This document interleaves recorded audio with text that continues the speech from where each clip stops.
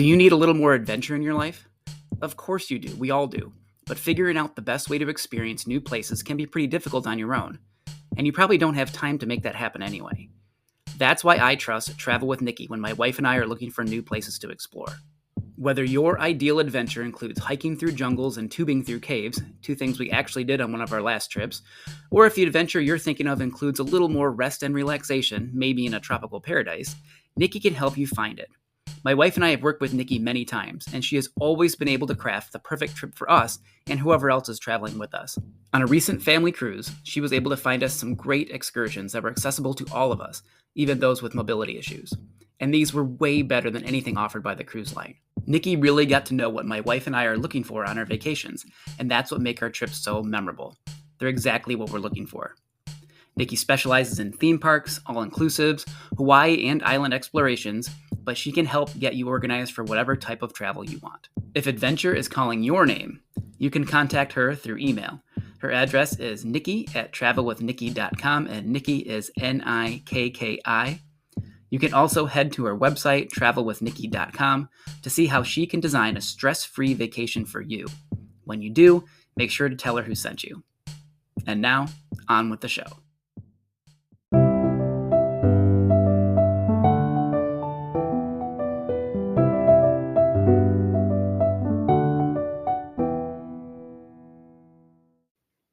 This is the first episode of the summer school series of Lessons We Forgot.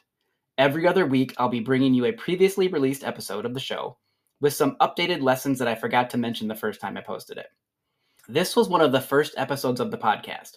I think it was the first time I mentioned what turned out to be one of the through lines of the show, happiness. I see some of the biggest smiles this time of year on the faces of my friends and colleagues and students. After a long school year, it makes sense that so many people are really excited about some time off. But I think that kind of misses the point of happiness. If we need a break to be happy, doesn't that mean we'll be unhappy anytime we're at work or school? I refuse to believe that, and I don't think that's how happiness actually works. We don't achieve happiness by eliminating all of the obstacles in our lives. The things that take our energy and give us stress are often the same things that give our lives purpose. Without purpose, we can still have fun. We can still find enjoyment in life, but I don't think that true happiness is likely to occur for anyone without a reason for waking up in the morning. That doesn't mean I'm not going to enjoy myself this summer. I'm going to sleep in. I'm going to travel. I'm going to have fun. But that won't last forever. I don't think I would even want that. Summer is not what brings me lasting happiness, and it is not the reason I became a teacher. This is the summer school series of Lessons We Forgot, and this episode is called Happiness is Not a Destination. I think it's fair to say that we all want to be happy. Hopefully, we all have some things in our lives that bring us joy. Whether those things are hobbies, relationships, or something else, it may seem like they are never enough to make us truly happy. It may even feel like we can't quite achieve a lasting happiness, or worse, happiness becomes something that constantly eludes us. It becomes lost in our day-to-day life. It slides further down our list of things to do each day, and for some, it's something we decide we'll put off until it will be more convenient for everyone else around us. It has become a destination on the horizon that we'll get to eventually. If you're like me, you have some sort of checklist of things you need to accomplish, maybe daily or weekly. It might be on your phone, you might have it marked on a calendar on the wall, or, like me, you might have it scribbled on a sticky note on your desk. And it's filled with assignments to grade, meetings to attend, emails to write or respond to, and a myriad of other things that need to be done. And it seems like every time we cross one thing off the list, something else pops up to replace it. Maybe even several things. We continue this cycle again and again until we get to the end of the school year, or we finally make it to a break. Then we feel like we can finally take some time for ourselves. Except other things pop up that we need to do at home, or something needs to be fixed or replaced, or you're called into action to put out some fire somewhere. And where does happiness fit into all that? Did you find time to fit it into your busy schedule? Did you have happiness on your list of things to do? And did you get to check it off? Well, maybe you'll get to it next break, or in the summer. Then you'll have time to fit it in somewhere. When we think about happiness that way, it seems like we aren't hitting the mark, and it may even feel like we're failing. However, that understanding of happiness is actually setting us up for disappointment because it gets the fundamental nature of happiness wrong. Happiness is not a destination. It is not something we can achieve permanently, and it is not something you have to wait for. Happiness is more like a direction. It is the way we should be headed.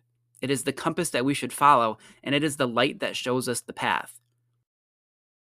Instead of trying to be happy or hoping to get there someday, try being a little happier every day. Instead of feeling like you failed when you have a bad day, know that you'll get a chance to try again tomorrow. It is unreasonable to expect to be happy all of the time. It is much more practical to find little ways to be happier from time to time.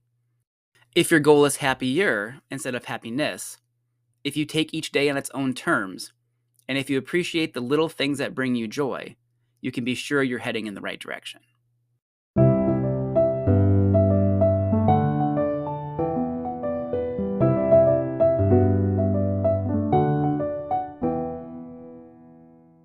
Thank you for listening to this week's episode of Lessons We Forgot.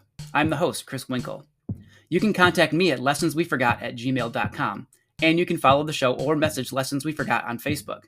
Either way, I'd love to hear from you and welcome you to our community. If you really enjoyed this episode, please consider sharing it with a friend. That is the best way to help grow the podcast.